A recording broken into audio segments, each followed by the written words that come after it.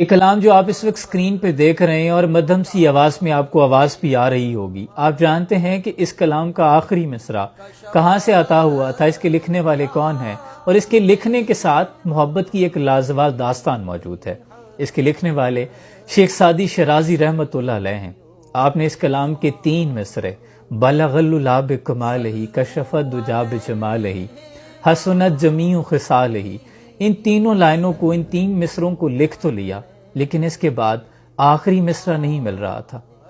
آپ نے بڑی محبت کے ساتھ 3 مصرے لکھ لیے، پھر لکھ کے آپ در بدر 3 دن تک پھرتے رہے، آنکھوں سے آنسو جاری ہیں، والہانہ حضور کی محبت سے سرشار ہیں، دیوانہ وار گلیوں میں پھر رہے ہیں کہ کہیں سے مجھے چوتھا مصرع مل جائے کہ اس کے آگے میں کیا لکھوں۔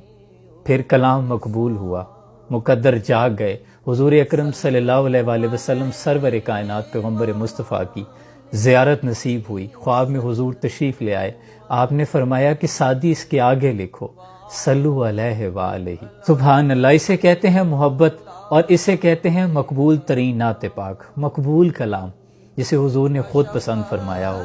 اور یہ بڑے کرم کے ہیں فیصلے، یہ بڑے نصیب کی بات ہے، اور یہ محبت تب عطا ہوتی ہے جب اللہ خود چاہتا ہے۔ اللہ چاہے تو حضور کی محبت بندے کو حصے میں آتی ہے، اور جب حضور کی محبت دل میں آ جاتی ہے تو پھر آپ کا عبادات میں خود جی لگنے لگتا ہے۔ مدحت خیر الانام میں گزرے، دعا ہے کہ عمر تمام درود و سلام میں گزرے۔